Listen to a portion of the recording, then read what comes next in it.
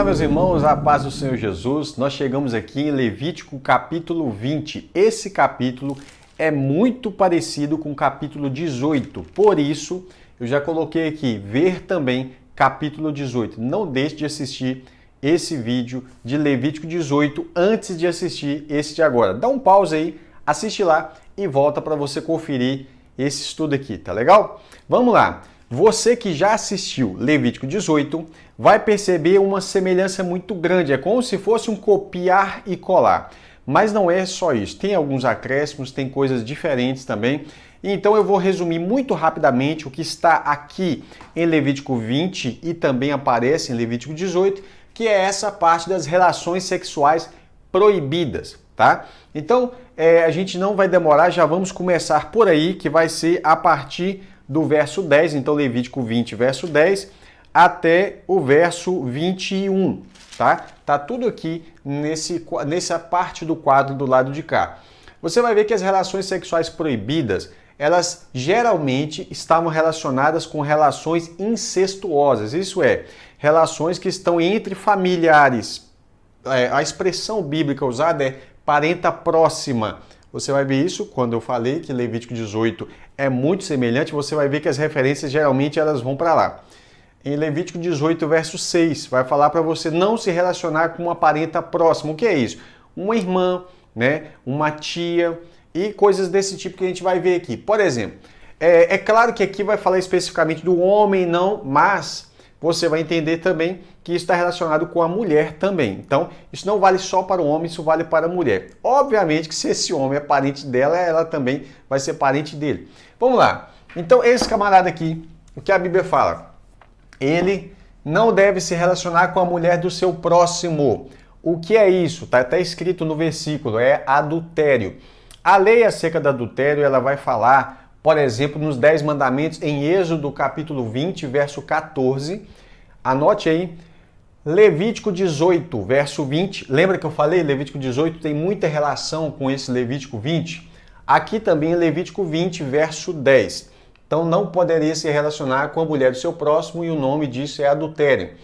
Mateus 5, olha que interessante, no verso 27 ao 31, anota aí.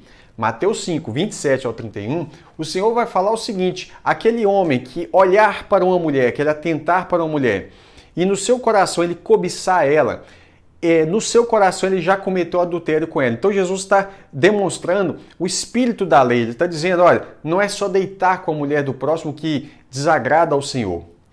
O cobiçar essa mulher já é um adultério no coração. Não é no corpo, né? Mas é um adultério no coração. Ou seja, você precisa consertar isso. Vamos lá. Outra restrição, não deveria deitar com a mulher do seu pai. Não está falando necessariamente da mãe, da madrasta, tá? Isso, eu esqueci de colocar aqui, é o que vai acontecer, anote aí, em 1 Coríntios 5, né? Essa questão, deixa eu só conferir aqui, vai acontecer em 1 Coríntios capítulo 5. Deixa eu ver aqui, isso. Então, deixa eu colocar aqui, a mulher do seu pai, a madrasta, 1 Coríntios capítulo 5, tá? Anote aí para não esquecer. Estou procurando colocar algumas referências do Novo Testamento para você contextualizar, né, hoje. Não deveria ter relação também com a nora, óbvio, né? Esse homem não deveria ter relação com outro homem. Isso é a relação homossexual. Essa relação homossexual aparece antes em Levítico 18, verso 22. Aparece aqui em Levítico 20, verso 13, vai aparecer em outros textos também, mas no Novo Testamento você vai ver isso muito mais claramente em Romanos capítulo 1, verso 18 ao 32. E aí você vai ver que isso vale tanto de homem para homem como de mulher para mulher também, tá? Aqui em Romanos 1, verso 18 ao 32. A gente fez um estudo bíblico sobre isso. Deixa eu ver aqui se eu acho, você vai achar isso lá no site, tá? Esse estudo bíblico, ele tem um nome, deixa eu só conferir aqui agora. Tá aqui, ó, as relações sexuais ilícitas, Levítico 18, tá lá. A pena do carete, e eu vou falar sobre isso, você pode procurar esse estudo também, para a prática homossexual na Bíblia, tá desse jeito, tá? Então, vai ser interessante você fazer uma leitura. Outra coisa, esse homem não deveria ter relação com a mulher e a mãe dela. Então aqui a relação está, independente dessa mulher ser parente dele ou não, ele não deveria ter relação com ela e também com a mãe dela. Lembrando que nós estamos num contexto onde era permitido ter mais do que uma esposa. Eu já expliquei isso sobre os contextos em um vídeo que se chama Por que a Bíblia fala disso? Quer achar ele rapidinho? Digita no YouTube, Curso Bíblico Online, Por que a Bíblia fala disso? Aí você vai ver lá sobre a lei do levirato, que é o que vai encaixar aqui embaixo, nós vamos falar sobre isso, tá? Vamos lá. Então, esse vídeo é extremamente importante, ele vai responder muitos questionamentos acerca de algumas dúvidas que as pessoas têm na Bíblia. Só escreve assim, Curso Bíblico Online, por que a Bíblia fala sobre isso? Só isso, você vai achar esse vídeo. Vou deixar na descrição também tudo isso que eu estou falando aqui, tá?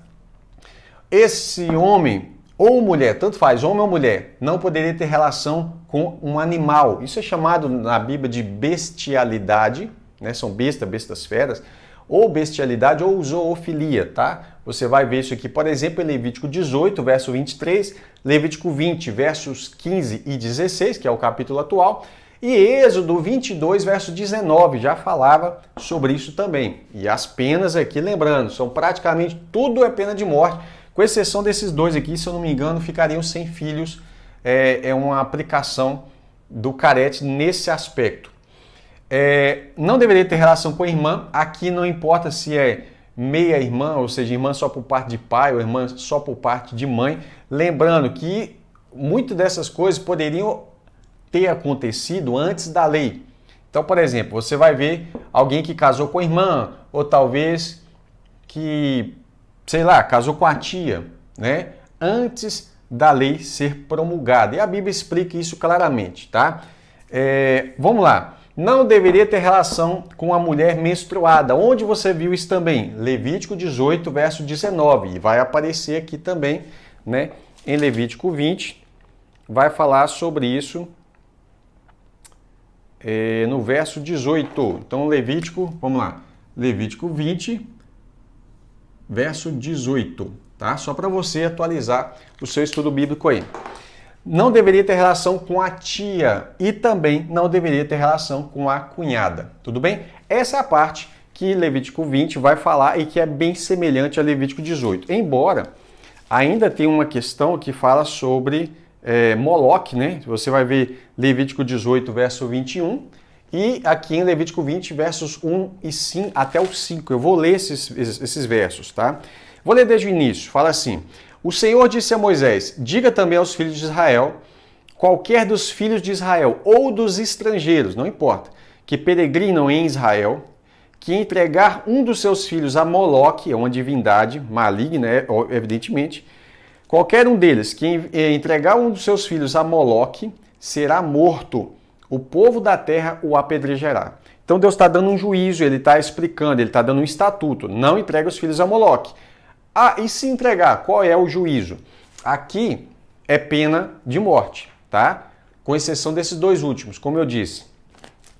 Porém, ainda assim tinha uma pena. Agora, aqui Deus também está dando a legislação, que é chamada de estatuto, e os juízos. Então, ele fala, guarde os meus estatutos e cumpra os meus juízos. Então, ele fala, qual é o procedimento? Alguém entregou o filho a Moloque. Como é que era entregar o filho a Moloque? Né? As pessoas pegavam os filhos, entregavam a essa divindade e a criança era queimada, viva, né? Então imagina aí o terror que era e o tamanho dessa entrega que era para essa divindade, que é um demônio na prática. Então o Senhor fala, se a pessoa fizer isso, não importa se é estrangeiro que está peregrinando no meio de vocês ou se é um nativo da terra, ele será morto. O povo da terra apedrejará. Não precisava esperar Deus agir contra ele, não. Voltarei o meu rosto contra esse homem e o eliminarei do meio do seu povo, porque entregou um dos seus filhos a Moloque, contaminando assim o meu santuário e profanando o meu santo nome. Lembra quando o Senhor fala que, vocês, lá na frente, o Senhor fala que o pessoal de Israel estava profanando o nome dele no meio das nações? Pois bem, profanar o nome do Senhor não tem nada a ver com pronunciar o nome do Senhor de forma errada. absolutamente nada a ver. Profanar o nome do Senhor é isso aqui. É quando os israelitas entraram no meio das nações e começaram a se prostituir com os demônios ou com as divindades dessas nações. Isso foi profanar o nome do Senhor. Entendeu aí? Vamos lá. Se o povo da terra fechar os olhos para o que esse homem fez, ou seja, se o povo da terra não ir lá e cumprir os juízos, não apedrejar esse homem, e ao entregar um dos seus filhos a Moloque e não o matar, então eu voltarei o meu rosto. Então Deus está falando, ele não vai ficar impune. Eu voltarei o meu rosto contra esse homem e contra a sua família, e o eliminarei do meio do seu povo, com todos os que o seguem e se prostituem com Moloque. A severidade de Deus com relação a esse culto aos demônios, ela tem uma explicação muito clara. Quando Deus vai lá e faz a primeira aliança, ao Velho Testamento, ele faz lá no Monte Sinai os 10 mandamentos, o primeiro mandamento é para não ter outros deuses diante do Senhor, não fazer imagem de escultura, não se prostrar diante delas, não prestar culto. Então, o Senhor está falando o seguinte, ó, não tenha outro marido além de mim, só eu. Ou seja, ao fazer culto a Moloque, eles estão profanando o nome do Senhor, porque quando você, entenda bem, Israel ele está na condição de uma esposa que está casando com o marido, mas agora ela envolve com uma divindade, com um outro Deus, né? Com D minúsculo, evidentemente, e aí essa divindade é um demônio, é óbvio, você já sabe disso, e ele está traindo o Senhor, né? Então o primeiro mandamento é exatamente para não ter outros deuses, tá? Ou seja, amarás o teu Deus de todo o teu coração, de toda a tua alma, né? O Senhor Jesus vai explicar isso. Vamos lá. Então você tem aqui a ordem de não sacrificar o filho a Moloque. Eu já ia escrever aqui, mas não ia ficar legal. Coloquei aqui, né, as referências.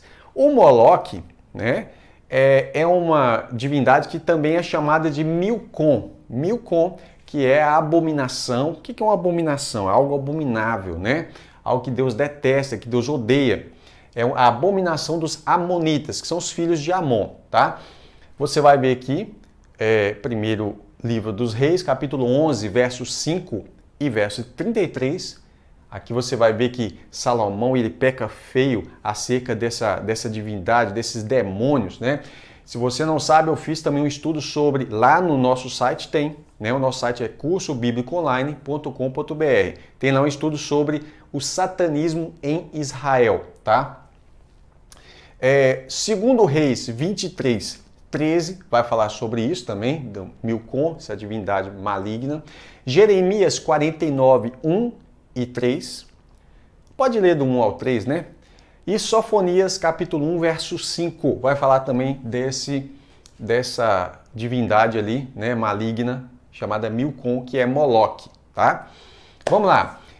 O Senhor fala, não procure quem diz consultar os mortos. Opa, mortos, vamos corrigir o nosso quadro aqui, tá? Por que eu coloquei quem diz consultar os mortos? Eles não estão consultando mortos, eles dizem consultar os mortos, são os necromantes. Então o Senhor está proibindo, não procurem pessoas que dizem que falam com mortos. Isso foi um dos motivos da punição de Saul também, e você vai ver o Senhor falando claramente sobre isso, inclusive a punição dada a esse tipo de prática era também a mesma daqui, porque está envolvendo com coisas malignas, né? E os feiticeiros. Então não procure os necromantes, quem fala com mortos, e nem os feiticeiros. Envolve com magia para fazer, né? Para fazer, seja porções, seja palavras de maldição, seja qualquer tipo de ação no mundo espiritual fora de Deus. Toda ação no mundo espiritual que ela é movida, seja a favor, entre aspas, ou contra alguém, se não é pelo nome de Jesus, se a pessoa não está orando porque a nosso referencial é Cristo, certo? Toda ação no mundo espiritual sem Cristo, ela é maligna. Não existe neutralidade espiritual. Põe isso na sua cabeça. Não existe definitivamente neutralidade espiritual. Ou é de Deus, e aí tem que passar pelo nome de Jesus, ou é do demônio. Simples assim. Ah, mas tem uma religião assim que ela usa o nome de Jesus, ela tem o Senhor Jesus como único caminho, como único Senhor e Salvador. Ela tem Cristo como a única referência e mais nada. Se não tiver mais nenhum outro nome, se não tiver nenhum outro caminho para você chegar a Deus, ok. Mas se ela mistura qualquer outra coisa, sincretismo religioso, não é a religião bíblica, né? Ah, existe religião bíblica? É lógico que existe. Pega lá, por exemplo, Tiago, capítulo 1, verso 26 e 27, você vai ver que um dos critérios da religião bíblica, os 4 critérios é você não ser fofoqueiro, guardar a sua língua, né? É você cuidar dos órfãos e das viúvas nas suas tribulações e guardar-se incontaminado do mundo. Isso é viver uma vida de santidade, que só é possível por meio do Espírito Santo vivendo, habitando em nosso coração, tá? Então, continuando, o Senhor, depois de falar para não misturar com essas coisas, fala, sejam santos, separados, porque o Senhor é santo. Depois ele fala, não amaldiçoe seu pai e a sua mãe. Olha que interessante, isso aqui está bem no verso 8, Levítico 20, verso 8. Guardem os meus estatutos, não, verso 9. Se um homem amaldiçoar, então Levítico 20, verso 9. Se um homem amaldiçoar o seu pai ou a sua mãe, será morto. Ponto final. Né? Hoje você vê assim os filhos, né, desrespeitando os pais para lá, falam cada absurdo. Amaldiçoou o seu pai ou a sua mãe, é responsável pela própria morte. Não era nem para doer na consciência de ninguém, né? Aí você vê uma sociedade hoje onde não há nenhum tipo de respeito, porque o pai e a mãe são os primeiros referenciais de autoridade. Se a pessoa não respeita nem o pai e a mãe, quem essa pessoa vai respeitar? Ninguém. Como ela vai viver em sociedade? Impossível. E aí você vê uma sociedade maluca como é a nossa hoje, né? Vamos lá. Guarde os estatutos. Guarda o que eu estou ensinando. Mas cumpra os juízos. O Senhor vai concluir esse capítulo falando dessa forma. Então você vai ver ele falando sobre isso aqui a partir do verso 22 até o verso 24. Guarda os estatutos e cumpra os juízos. O que são os estatutos? São os ensinamentos, são as regras que o Senhor está colocando. E cumprir os juízos, o que o Senhor está falando. Não só entenda o que não é para fazer ou o que é permitido, mas quando alguém transgredir isso, vocês vão ser justos, porque justiça está relacionada com a aplicação do juízo, do julgamento certo, ok? E vocês vão cumprir. Se é para essa pessoa ficar fora do acampamento, que fique fora. Se é para ela ser apedrejada, que ela fosse apedrejada. Se é para ela pagar algum valor, né, em recompensa ao dano, prejuízo que ela causou, que ela pague esse valor. Então, o juízo deveria ser aplicado. Faça a distinção entre animais puros e impuros, né? Lembra lá de Levítico capítulo 11, quem não viu, assista esse vídeo bem completinho sobre esse assunto. Sejam santos, o Senhor de novo fala sobre isso. E por fim, você vê os juízos contra necromantes e feiticeiros, que é a última parte, que é o último verso. O homem ou mulher que sejam necromantes ou sejam feiticeiros, isso em Israel, serão mortos, serão apedrejados e o seu sangue cairá sobre eles. Deus está dizendo o seguinte: qual é a lei? Não matarás. Muita gente confunde essa legislação e fala assim, como que pode Deus falando não matarás e depois fala para matar? Primeiro, que toda regra tem uma exceção. Evidentemente não é toda, mas nas regras existem exceções. Então, não matarás, isso é a regra. A não ser nesse caso e nesse caso. E aí o Senhor fala, olha, o sangue deles vão cair sobre eles, não está sobre vocês. Por exemplo, as penas de morte aplicadas aqui, em todos os outros contextos. Só que a questão ali não é simplesmente não matarás e que toda vez que, por exemplo, Davi matou Golias. Ah, Davi é culpado do sangue de Golias. Não. Existe uma diferença na percepção da palavra no original sobre matar e assassinar. O que o Senhor está proibindo é aquele assassinato onde sobre o assassinato seria o que nesse caso? Quando a pessoa se volta contra o outro, que não é no caso de 3 circunstâncias: ato de guerra, legítima defesa, porque o ato de guerra faz parte da legítima defesa, né? E a pena de morte. São as 3 circunstâncias onde você não vai ver uma restrição bíblica para que você venha se defender, se proteger. E aí você precisa entender, nem toda guerra ocorre porque você está atacando.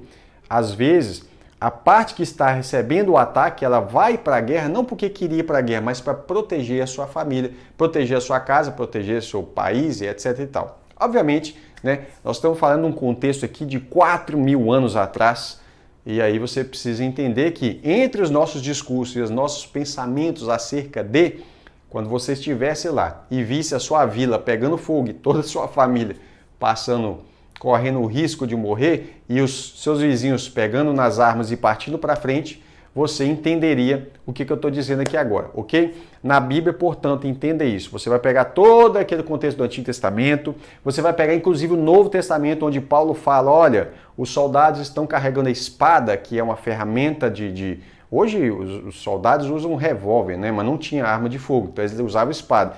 Ele fala, respeita eles. Você vai ver isso em Romanos. Porque eles não são ameaça para você, né? Ou seja, eles são o juízo de Deus contra aqueles que praticam o mal. E ele fala, não é à toa que eles carregam espada. Ou seja, o que ele está dizendo é, se for necessário, eles vão aplicar a justiça. Você, se for um bom cidadão, não precisa temer. Você precisa apenas ser uma pessoa que está andando corretamente, ok? Então você precisa entender essas três circunstâncias. Ato de guerra, pena de morte e legítima defesa não são alvo da questão bíblica quando se fala não matarás. Por isso o Senhor fala sobre essas coisas aqui sem a menor cerimônia. E isso faz parte daquelas exceções a qual eu falei, tudo bem? Espero que tenha ficado claro. Que Deus te abençoe, eu vou deixar o quadro livre para você tirar aquele print, fazer as anotações e até o próximo estudo, se Deus quiser. Nós estamos chegando em Levítico 23, onde fala das festas bíblicas. Nós vamos agora só para Levítico 21, 22 e 23, daqui a pouco a gente está lá, tudo bem? Até mais!